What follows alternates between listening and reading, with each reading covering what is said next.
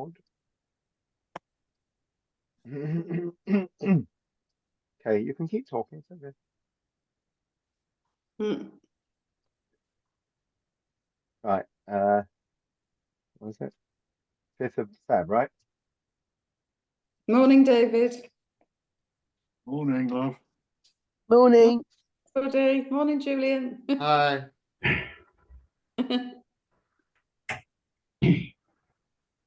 Okay, one sec. Julia. On. Right, okay. Okay. Right. Sorry, the date's wrong. It's the 5th of Feb today. Just don't get confused by that. I've just lost my mouse. Just one sec. Perhaps the cat got it. Yeah. Oh, there we go. Right, over to you, Iris. Off you go. Go on. Hang on. Following the revelation at Sinai, God legislates a series of laws for the people of Israel.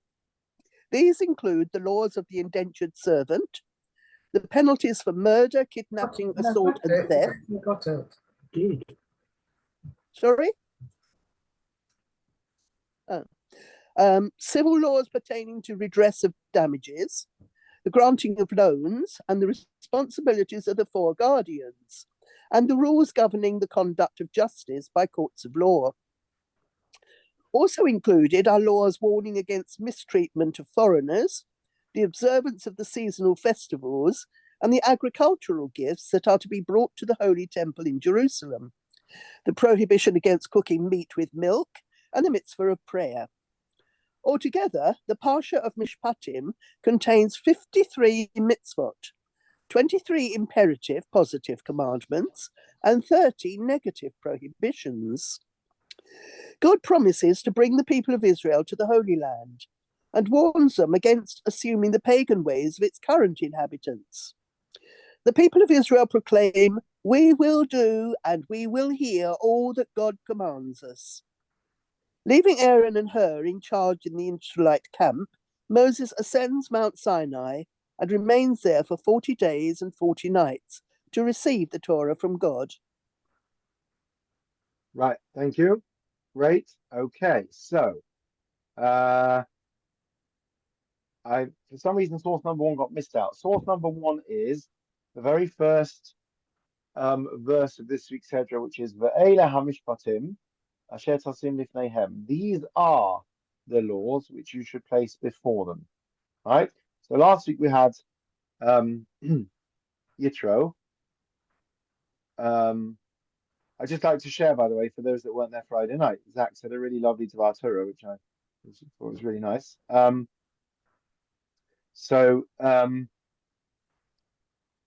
the end of last week's said we had the story of Amalek, which we talked about a few times, right? Basically, this unprovoked war upon the Jewish people, picking off the women and children and the weak.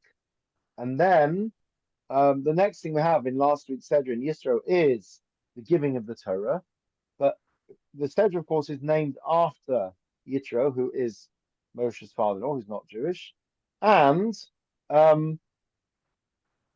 his conversion to Judaism, basically. He joins the Jewish people. So there's a discussion as to whether this actually took place chronologically in that order or not. So there's a suggestion that it didn't.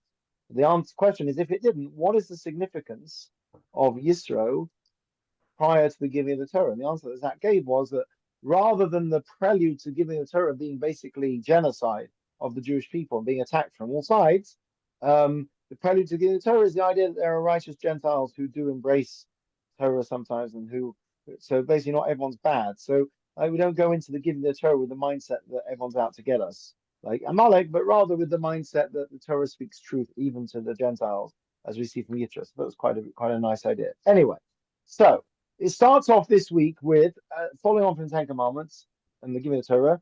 Ve'ela hamishpatim. Anyone know what a vav means in Hebrew? What's a vav? It's a prefix, conjunction. And? Right. So I was writing, I don't know if anyone's I do share them on the social media. I've been writing Parsha columns for the JC. Some of you may read them in the JC as well. We've got another one coming up in a couple of weeks' time, Kitissa. So I'm writing this column, and it's very hard not to write a sentence that starts with but. So I said, on the one hand, da da da da, but how do we relate that sentence? Now, I was taught you don't start a sentence with and or but, correct? Maybe Well, the not rules in have changed. English. Bad Right, grammar not in English. well, but I don't know. Also, it depends if it's conversational. So you might say conversation. And what about your wife? Question mark. So that could be a sentence. But anyway, we have the same principle in Hebrew. You don't normally start with and because it connects. It's a connecting thing. So when a sedra starts the and, we are told that it must mean that it's a continuation. So it's dot dot dot from last week. Last week ended off with here are the Ten Commandments dot dot dot. And this week starts with dot dot dot. And here are the mishpatim. Here are the statutes. Does anyone know why it starts with and? We'll see Rashi in a minute. We'll see if anyone knows or remembers. A very simple reason.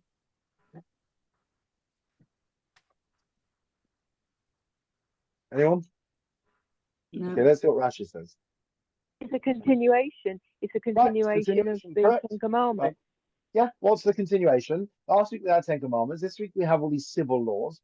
The Torah is telling us that these civil laws are no less important than the 10 Commandments. There's not, right, end of chapter, new chapter, here are the civil laws. It's, and here are the civil laws that are appended onto the previous laws. So they have the same force of law. That's, yeah, thank you. Thank you, Beryl. Let's see what Rashi says. Very similar to what you say. Okay, who'd like to read Rashi? Number 2. Sure. Number 1 got lost. Sorry. So the bold is the quote from the actual verse in the Torah. And these are the laws you are to set before them. Wherever uses the something missing there. Wherever something uses the word these, it Oh, you're right, signals yes. a discontinuity with what has been stated previously. Wherever it uses the term and these, it signals a continuity, just as the former commands were given at Sinai. So these were given at Sinai. Why then are the civil laws placed in juxtaposition to the laws concerning the altar? To tell you to place the Sanhedrin near to the temple. Right, sorry, it's slightly Is that the strange wording answer? there. Right, so the question is, why does it say and these? So Rashi has 2 points. Number 1, just as the former commandments, namely the 10 commandments were given at Sinai, so were these. So they're no less important. And why are they right next to the last thing we talked about at the end of last week's Sedra is Mizbach Adamah, that you should place, where to place the Mizbeach and the steps. So why that specific order? Why not just have the 10 commandments, then the civil laws? Why have you got this bit about, very specific bit about the Mizbeach in the middle? So Rashi says to tell you that the Sanhedrin should sit in the temple, should sit like near the altar, basically. So there's 2 points. Number 1, that as Beryl said, it's a continuum. And number 2, a specific point about the importance of civil, the Sanhedrin is ultimately the court, I suppose, civil court. I mean, it's not only civil, but should be placed next to the altar. That's number 1, right? And what about this setting before them? Go on.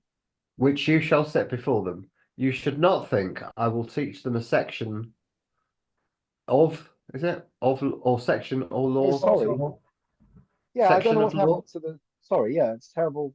No, today. that makes sense. I will teach them a section. Oh no, you or might be right. I will Yes, teach them yes, a law. yes, yes, you're Or right. law. Yes, thank you. Okay. Yeah. Teach them a section or law 2 or 3 times until they know the words verbatim, but I will not take the trouble to make them understand the reason and its significance.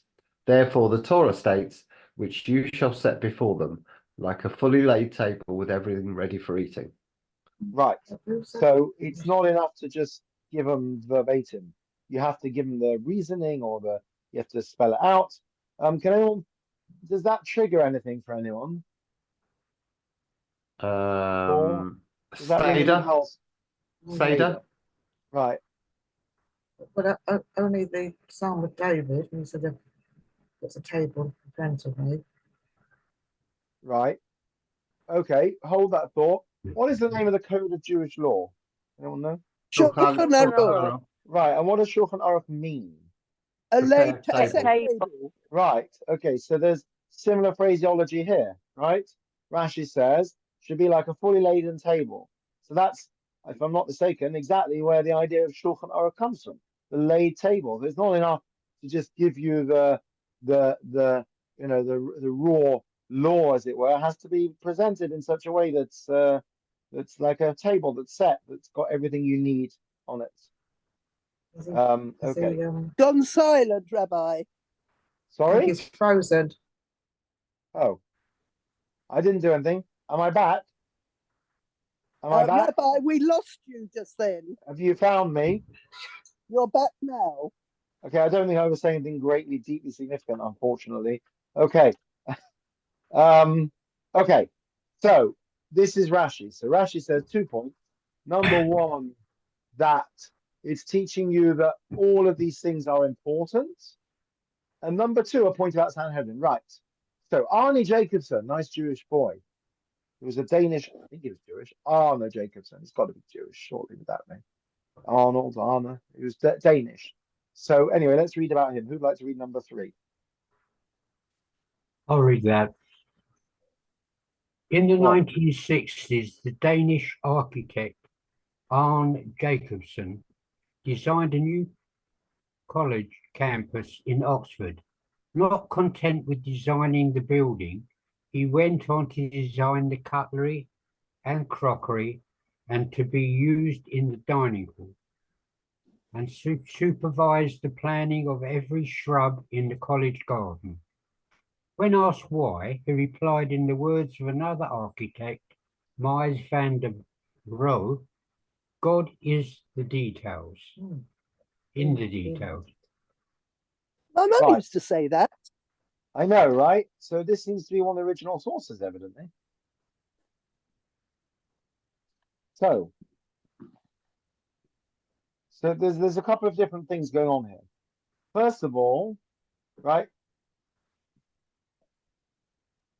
Just as the 10 commandments or 10 statements, as they really are, or 10 utterances, right? Dibrot doesn't actually mean commandments. It's not aseret mitzvot. It's aseret dibrot, right? Dabra, right? Dabra is a statement. Yes, everyone heard my abracadabra theory. Where does abracadabra come from? Well, black magic. Yeah, but what's the etymology of the word? An alphabet.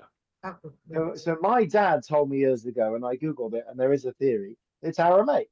Abara kedavara. So bara means gracious bara, to create. Yes? Dabra is like dibor, to speak.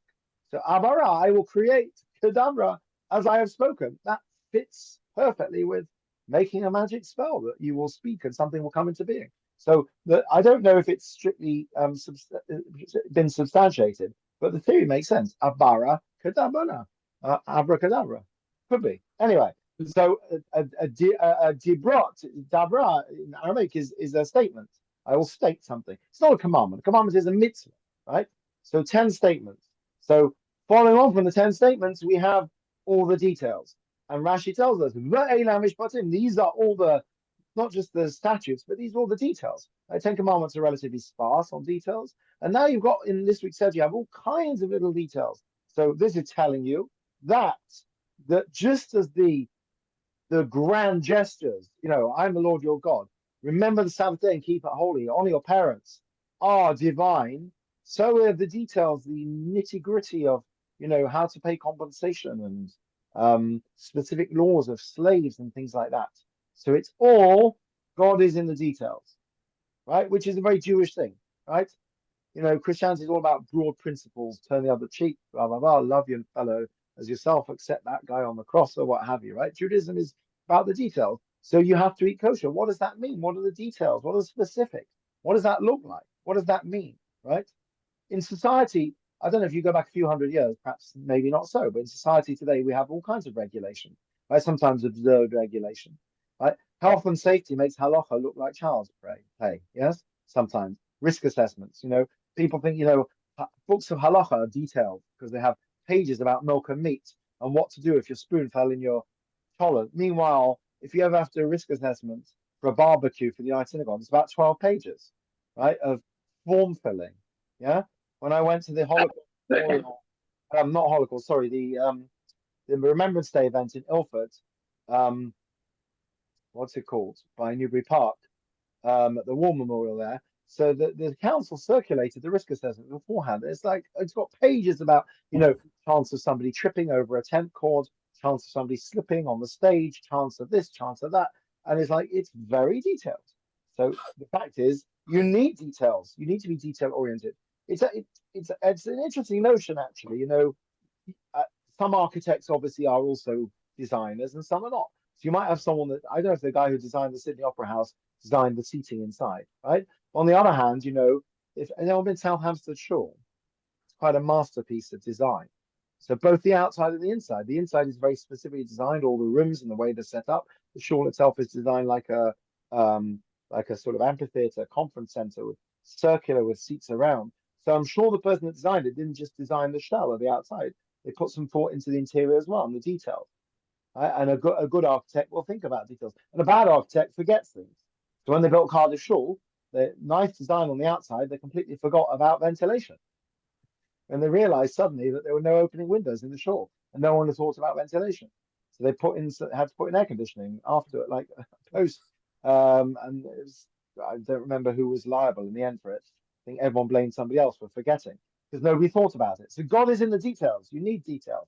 So this Jacobson guy said, I'm not just designing a new campus here, but I want the garden to look a certain way. I want the kitchen to look a certain way. Yeah, okay, that makes sense. That's a Jewish idea that God is in the details. Holiness is not some, we have the experience at Sinai. It's a very, what do they call it? CGI, right? Computer generated imagery, special effects, all big thunder and lightning. But that's not really what, everyday Judaism is about.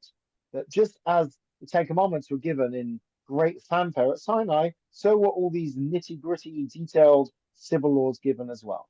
So it's not just the big grand gestures, but it's the nitty-gritty, it's the detail, right? Abstract concepts don't work, right? Love your neighbor, right? Love human beings. Turn the other cheek, right? God is love. What does that even mean? God is love, right? So in Judaism, we have specific instructions. Islam also, by the way, right? Christianity is very vague on all these things. It's all over. God is love, very nice. What does that even mean?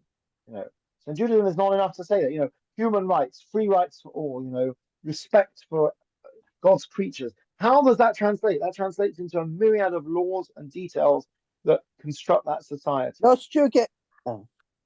Sorry? You've frozen. Sorry, Iris?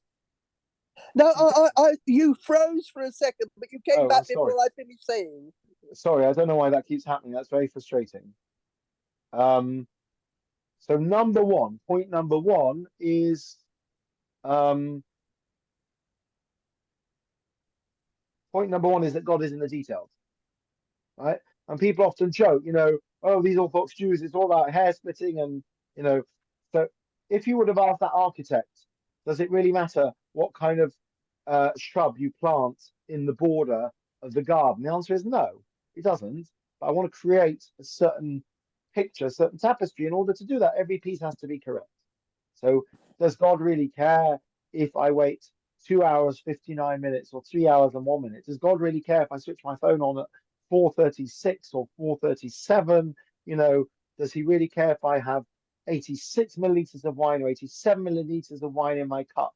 So the answer is, in the grand scheme of things, no, it's not going to, it's not going to kill anyone if you get that wrong, but it's all part of a bigger picture. In the same way that you paint a bigger picture, it's not enough to just have a nice building. You want to have the right fittings, you want to have the right color scheme, you want to have the right shrubs in the garden. In order to do that, you need a myriad of details, right?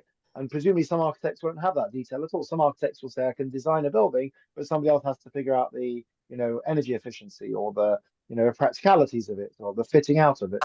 Others will, or they'll have an interior designer do it. And you might have an interior designer who's great at detail, but has no vision of what the building should look like. That's fine, because that's not their job. So in Judaism, it's not enough to just have the grand vision to say, I love Hashem and going to follow the Torah. Okay, what does that translate into reality? The answer is details, specifics that go towards making up that picture. God is in the details. Point number two.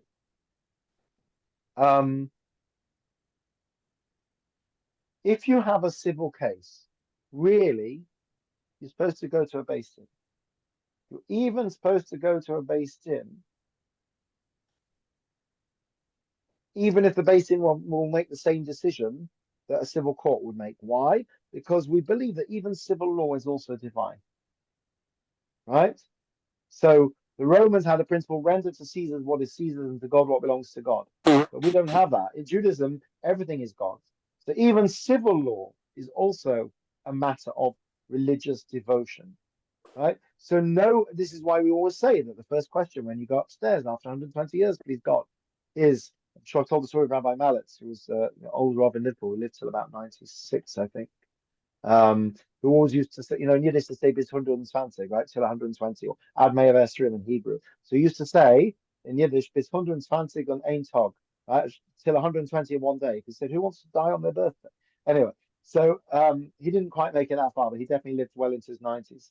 Interestingly, it says that if you honor your parents, you get long life, and they say he showed great honor to his parents in their old age. Anyway, so that we know it's a famous Gemara. It says when you got upstairs after 120 years, they don't ask you if every food product that passed your lips had 5 different kosher symbols on. What they do ask you is whether you were honest in your business dealings. So you could say that's surely nitty gritty. That's, very materialistic. Like, why is that the most important thing? So besides the importance of honesty, because God is in the details. So the most mundane of things are the most important things, the most everyday things. Not the grand gestures, but the simple thing. Were you actually honest in your business dealings? Were you honest in civil matters? Right? You might say, what's business got to do with God? Right? That's secular. That's civil, right? I ate kosher. I kept Shabbat. But no, even the civil stuff is sanctified in Judaism. We can make a Kiddush Hashem. So civil law in Judaism is also in the Torah. Civil law is also, even the mishpatim, the things that, the laws that every society has, but you do it. Why should you be honest? So somebody once said years ago, in the school of business, somebody said honesty is good business. Really? So what happens if it's not good business? Should you not be honest? Right? Or you should be honest because otherwise you'll get caught and you'll go to prison. Right? So you should, insider trading is wrong because you'll get caught and you'll get struck off. No, you should be honest because it's the right thing to do, because God told you to be honest in the Torah. The fact that it also means you don't get into trouble. The fact that it also is good for business to have, integrity is irrelevant, because you could be in a place where everyone else is dishonest and you still have to be honest. So it might be Okay. bad business. Yeah. Is it sort of because if you keep kosher and if you keep Shabbat, that's really good, but that's something for yourself. That's your own personal life. Whereas if you are honest in your business dealings, it's with other people. Yes. So And it's very showing important. Kiddush Hashem.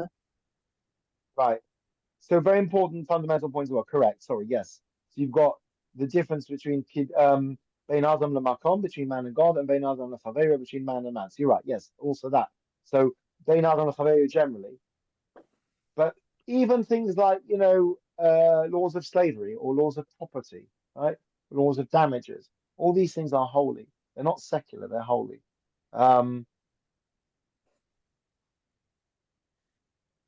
What's an example of a religiously motivated, very, very secular concept, right? So everyone's talking about immigrants at the moment. There's a really interesting story. I don't see the story about fake conversions in the church. Big news because of this chap, this acid attacker. He'd claimed to convert to Christianity, and therefore he couldn't go back to Afghanistan because he'd be persecuted. So if you believe the media, and I always take it with a pinch of salt, there are hundreds of asylum seekers that pretend to convert to Christianity so they can claim refugee status, and some of them unfortunately become terrorists. So interesting debate. Of course, in Judaism, conversion is far more demanding. It sounds like churches are quite happy to have adherents. So it's an interesting discussion. But anyway, whenever it comes to discussions about immigration, one of the things that people always say is, that we ourselves were immigrants. Right? And actually, what's the example everyone always gives? They say our grandparents came to this country, so we should know what it feels like to be a foreigner, and therefore we should have sympathy for immigrants and for refugees. Question: why don't we go back even further than that? What is the Torah reason that we should have sympathy for immigrants? What does it say in the Torah? Strangers in a strange land. Yeah, it's actually this week's Sedra. Let's have a look. Who'd like to read number 4? Because it says so, because it says you should treat strangers Yeah. well because you were a stranger yourself. On the screen, source number 4. Who'd like to read? Jeff or Brenda, would you like to read? I'll read if you like. Go Do on. not oppress a stranger because you yourself know how it feels to be a stranger. You were strangers in Egypt. Right, so the same Torah tells you not to eat pork and to keep Shabbos and to daven 3 times a day. Also tells you to be kind to foreigners in your midst. Right, so that is no less of a holy spiritual thing. So justice in Judaism is also from God. Right, one nation under God, as they say in America. Right, it's a very important idea actually. Right, so these type of values of mishpatim, which is statutes and civil laws and society, having a law-abiding, decent society, is no less of a value than the things we think as being more spiritual, like eating matzah on Pesach or bris milah or Yom Kippur or Shabbos or Kashrus or mikvah or whatever. Yes, besides the point that those are bein adam l'makom, those are God-related, not man to man, but even there must be other examples. I can't think of any now, but there must be better examples of things that are interpersonal that are not necessarily civil. Can't think of an example right now. I suppose marriage. Okay, marriage is a mitzvah, right? It's a sacred union, right? It's very holy. We make a big fuss about marriage, right?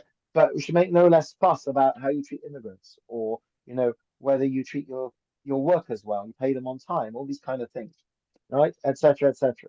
So you may recall, what was the primary reason that God gave for choosing Abram? We've been over this a number of times. I'll put it on the screen in a minute. Anyone remember what it was? Wasn't it about teaching his children? Yep. Well done, Iris. You've been listening. Right, number 5. Who hasn't read yet? I haven't. Okay. The Yud Hey Vav Hey, just read that as Hashem. So that's come out strangely. Pardon? Well, God's name, you can just read as Hashem there. Okay. It's written in Hebrew. Yeah. For I have singled him out, that he may instruct his children and his posterity to keep the way of Hashem by doing what is just and right, in order that Hashem may bring about for Abraham what has been promised him. Right. So I think actually the translation usually is not so much that he may instruct his children, but God saw that he will. He is someone who will raise his children in this way. Again, right, not to labor the point, but what does it say? It doesn't say he'll raise his children to eat kosher and keep Shabbos, right? And Yom Tov. It says he'll raise his children to do that which is right and just. So people talk about social justice. People talk about human rights, all these things, right? Or people say, Rabbi, I'm not religious, but I'm a social justice warrior, or I believe in human rights. Okay, those are also Torah values. Right? It's not a contradiction. So point number 1 is that God is in the details. Point number 2 is that even the civil matters and the societal matters in Judaism are also an imperative from God. Right? Man is created in the image of God. There are so many mitzvahs, right? It actually says, I haven't got this on the screen, but it says in Shemos 22, don't follow the crowd. Oh, sorry, in this week's Sedra, yes, in chapter 23, that you shouldn't follow the crowd to do wrong. When you give testimony in court, don't pervert justice by siding with the majority. Don't show favoritism to the poor man in his lawsuit. And Rashi says, a judge may see a poor man and think, oh, here's an opportunity to help this guy out, so I'll rule in his favor, even though actually he's got a poor case. No, you still have to exercise justice. It is a divine mandate. It's all in the Torah.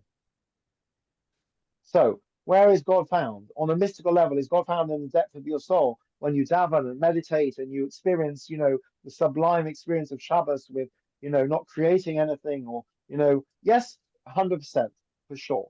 But there's more to it than that. God is also found in the public square, in the structures of society, right, in the marketplace, quite literally, in the stock market, in the corridors of power, in the courts of law. All these places also should be places of sanctity, should be a place where God is found. That's point number 2. Okay. And point number 3, I'm reading an interesting book. Anyone heard of The Secret Barrister? Secret barrister. Yeah. He's on No. Twitter. He writes, he pontificates about the law. No one knows who he is. He's written 3 books, actually really interesting. So he's just written a book which is his biography. I've started reading it. It's quite fascinating. He's got 2 other books. One is about how the law works, and one is about fake law. He goes through examples of, for example, like when, the Sun has a headline that screams, family get £30 million compensation a boy who got his fingers stuck in a door, you know, and then when you actually read the story, as a result of the fingers being stuck in the door, this boy is maimed for life and requires 24-hour care. And that care is going to cost £500,000 a year. So if he lives till 60, 30 million will just cover his needs. And it's not like the family are going to go on a cruise. But the media never present it in that way, for example. Or like when you read about someone who escaped a prison sentence with 300 hours community service, and they actually explain to you the 300 hours community service is actually quite a lot of unpaid service if it's done properly. And it's not a picnic in the park. So anyway, so but so I started reading his biography, and he starts off with this whole thing that, you know, when you walk into court, I don't know if anyone's been to court. When you walk into court, you see all these people in wigs, and they're speaking in strange Latin phrases, and the whole thing is set up to, whether intentionally or not, the net result is it intimidates the ordinary person. And you, oh, I can't understand this. I need a solicitor. I need a barrister to help me understand it, right? So that's unfortunately how many legal systems work. That, you know, you need a practitioner because, God forbid, an ordinary person should actually understand the law, because then lawyers wouldn't have jobs or whatever it is, right? Judaism is very different. So in Judaism, you know,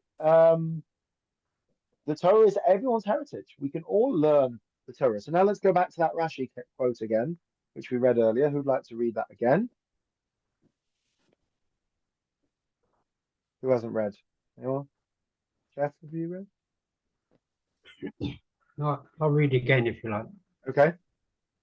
Do not think I will teach them a section or law 2 or 3 times until they know the words verbatim. But I will not take the trouble to make them understand the reason and significance of the law. The Torah states which you shall set before them, like a fully laid table with everything ready for eating.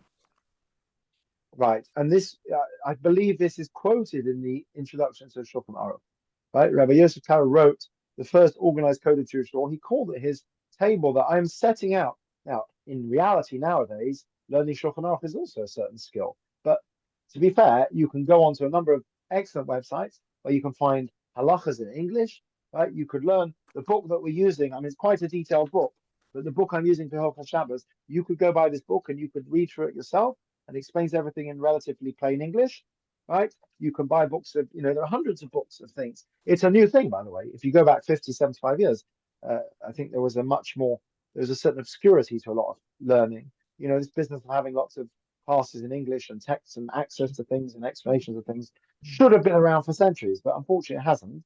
But in Judaism, the Shulchan Aruch is there to teach you the basic laws that every person should know the Torah.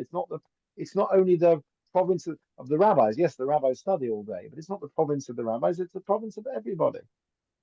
We've quoted before, Josephus says, right, let's have a look at the next source. Very famous, right? The first thing on the first phrase, the child is taught. Who'd like to read? I think that's you. When Moses charged us with the teaching as the heritage of the congregation of Jacob. Right. Torah Tivalon Moshe. Moshe commanded us, gave us the Torah. Rasha, it's an inheritance of whom? Hilas Yaakov, the entire congregation of Jacob, the entire nation of Israel, right? Jacob, remember, is Israel, Bnei Israel, the children of Israel, right? It's not the heritage of the scholars, it's not the heritage of the elite, it's not the heritage of the, you know, the highly articulate or the smart or the intelligent. It's everybody's heritage, right? There's a quote from Josephus. I didn't put it in this week's, but we've had it before. It's a great quote. And it was true even in his time when, in some ways, you know, in some ways we're more ignorant. We're more illiterate Jewishly as a people now. You know, unfortunately, a lot of the children, the next generation, are more illiterate religiously. But access is far greater than it ever was before. So for those who want it, there is tremendous access to knowledge, right? Through the internet, through English, through books, through interactive media, through classes, right? You know, you no longer have to be able to read Hebrew and decipher it. So Josephus said, even back in the first century of the Common Era, this: should any one of our nation be asked about our laws, he will repeat them as readily as his own name. The result of our thorough education in the law is that from the dawn of intelligence is that they are engraved on our souls. To break them is rare. No one can evade punishment by excuse of ignorance. So Josephus said even 2,000 years ago that, you know, people are raised on the Torah laws, right? You are taught. Everybody knows it's everybody's heritage. That's maybe tongue in cheek, why so many Jews become lawyers. I don't know. It's a religion of law, right? Do we believe in love? Yes, you should love God. You should love your neighbor. You should love your spouse. But how do you achieve love, liberty? You need justice, right? Without justice, right? There was a great joke. I've got a book of jokes from Jewish jokes from communism behind the Iron Curtain. So one of the jokes is that this Russian is speaking to this American about life under KGB. Right? Probably Russia today is like this as well, right? And he says, it's terrible. They could come in the middle of the night and just take you away with no warning. And the American says, that's terrible. Why didn't you call the police, right? So, Oh. so I think I've told the story before. I was once on a train in Turkey, and the guard said had an Interrail ticket, which is supposed to be valid all across Europe, right? So, and the guard says to us, "You'll have to pay a £10, I think it was $10 surcharge." We're like, "No, our ticket's valid." He's like, basically, eventually said, "If you want to come on my train, you need to pay me $10." Right? Basically said, "Isn't that illegal?" He's like, "My train, my rules." So, having rights and having having freedom and rights only works if other people respect them. So without justice, it's meaningless, right? It's meaningless to say we afford you the right of so and so, so and so, right? It's a bit like the UN haven't actually done it, but if the UN would tell, and actually the International Court of Justice, to be fair, did say that Hamas must release all the hostages, right? There's the word I was going to use the word delicious. Delicious is not right. Peculiar irony to the current war in Israel, which is borders on the absurd, which is that because Hamas is a terrorist group and not a nation state, they're not governed by international law. So no one can sanction them because they're basically illegal anyway.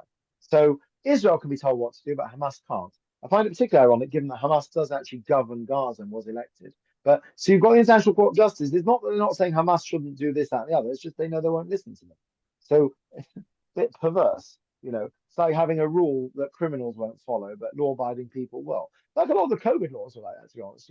Prime Minister was flouting them, but decent law-abiding people were keeping them. Sometimes you make laws and it's absurd because the law-abiding people will keep them. And people sometimes say this about injunctions, or restraining orders. If you have someone who's a violent, abusive partner, unfortunately, a restraining order for a court isn't going to stop them banging down someone's door and attacking them. It's not going to physically bar them. The type of person who's going to follow a restraining order is the type of person who probably doesn't beat their spouse in the first place. So you always have that peculiarity. So without justice, without a legal framework, without people following laws, then liberty and freedom and love and all these noble ideas are worthless. So the Ten Commandments are great, big flashy special effects, experience on Sinai. How does that achieve longevity? So you have to have the details. God is in the details. So you might say Mishpatim is very dry. It's full of dry civil laws and details, but without those details, we cannot function. So sometimes people struggle with that when it comes to something like kashrut laws, or whether your etrog is kosher, or whether your mezuzah is kosher, or something like that. But I think we all understand that in order to have a civil society, you have to have details. So in those terms, we understand it. So the truth is, it's coming back to the point, it's no different bein adam lemakom, between man and God, bein adam lechaveiro, between man and man, right? These are all very holy concepts, but at the end of the day, in order to actually crystallize them, you need some kind of a framework, you need some kind of set of rules. So it's the same thing here, basically. Okay, let's see Rabbi Sachs, and then we'll see if anyone's got any questions or comments. Who'd like to be Rabbi Sachs? Julian, you're always good at Rabbi Sachs. Would you like to channel Rabbi Sachs? The Setra of Mishpatim, with its detailed rules and regulations, can sometimes seem a letdown after the breathtaking grandeur of the revelation at Sinai. It should not be. Yitro contains the vision, but God is in the details. Without the vision, law is blind, but without the details, the vision floats in heaven. With them, the divine presence is brought down to earth, where we need it most. Thank you very much. So God is in the details. All about details. It's all about the details, right? You get the details wrong. Somebody once gave the analogy of a website, or a phone number. You get one digit wrong, you'll end up with the wrong person, right? Is a phone number so important? Is one digit so important? Is if someone tells you to go to www.wfus.org.uk and you mishear them and you put the dot between the wrong words, right? Then you won't get to the right site. Is a full stop so important? Well, yeah, it is right? You could say the same when you're doing accounts, right? Putting the dot in the right place is crucial. It's just a dot, but God is in the details. Sometimes it's obvious, sometimes it's not. In that analogy, if you want to connect correctly to the internet, to the right site, you need to put the dot in the right place. If you want to call the right person, you've got to get the phone number right. Yes, these details matter. So they're boring. They're very bland, right? It can be very tedious sometimes, halacha. But God is in the details. So Yisro has the big, grand vision, the Ten Commandments, the giving of the Torah, Nasa V'Nishma, we will do, we will obey. Beautiful. How does that translate into real life? God is in the details. So I don't know if that architect was the first person to ever say it. It's actually a very profound comment. 1 second. Oh, I didn't save it. That's a shame. Okay. I just did a column for Daf Hashavua, which was all about this. And ultimately, how do you bring divine presence down to earth? Where we need it most is through those details. Right. Any questions, comments? Can I say something? Of course you can. Yes, it's about we welcome the stranger and we welcome the stranger into this country.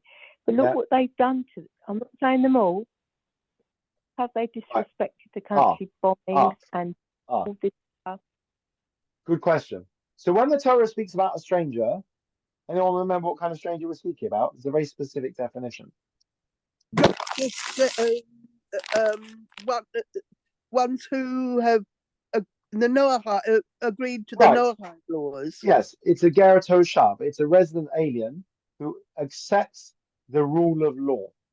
That's crucial. By the way, society does the same thing nowadays, right? Everyone's getting their, I was saying knickers into it, but everyone's getting bent out of shape. Why? Because this acid attacker had already broken law several times. He was a sex offender. Why wasn't he sent back to his country of origin? You want to live in our country, you have to follow our laws, right? That's a basic principle. It's exactly the same in Torah. When it talks about the stranger, 100% with a caveat that they follow your laws. So if they are murdering and raping people, you don't have to give them asylum, right? You turn around and say, you can be a stranger in our midst, you can be a resident alien, you can be a foreigner, and we still have to love you and show respect to you and give you all the rights that you need, provided you show the same to us. Simple as that. Right? And by the way, it's the very best of my knowledge. When I was in yeshiva, a place called Macham Meir, as inevitably happens, there are a couple of happens to be they're Americans. I don't know if that's relevant or not. There were a couple of American boys who were smoking various soft drugs and things. One of them actually I don't remember exactly what happened. I think he got deported. And somebody said afterwards that it would affect his, because he was obviously arrested. I don't know exactly what happened, but basically he had a conviction. Well, he didn't have a conviction, but he had obviously a caution on the record. And somebody said that if he ever went to make Aliyah, that would affect his Aliyah rights. So if I'm not mistaken, if you have a criminal record, that might affect your right to make Aliyah, even though we say that's a basic Jewish right. So, the right, the kindness to the stranger works both ways. So if the stranger is prepared to be the word alien has, all kinds of connotations. It was used during World War II. Donald Trump used it in a very derogatory way. Right? The truth is, an alien really means simply a foreigner living in your midst who does not come from your country, but who is afforded rights and respect. So resident alien might sound slightly derogatory in modern English, but in the Torah, Ger Toshav has full rights of, You've frozen again. Oh, that's annoying. Am I back? Hello? No. Am I back? What about now? Am I back? Am I back? Am I Yeah, back? you're just back. You're Yeah, this is back. very frustrating. We're supposed to have fast internet around here. I don't know what's going on with that. Anyway, maybe that's a cue to sign off. So yes, you're right. So this immigration debate, a lot of Jews, and it's a secular feeling as well as a religious feeling, that we were welcomed into this country and we should feel the same way towards others. Yes, if they are law abiding, we should definitely recognize the concept of safe haven. But that has to be for law abiding people. One of the problems is you take people out of a certain culture and you suddenly bring them into another culture. So, for example, in Germany, they've had a number of attacks on women from asylum seekers and things that have come from countries where like Iran or Afghanistan or whatever, where women have people have a very different type of approach, to women and to misogyny. So it's a problem. You can't pretend that you're not going to have that culture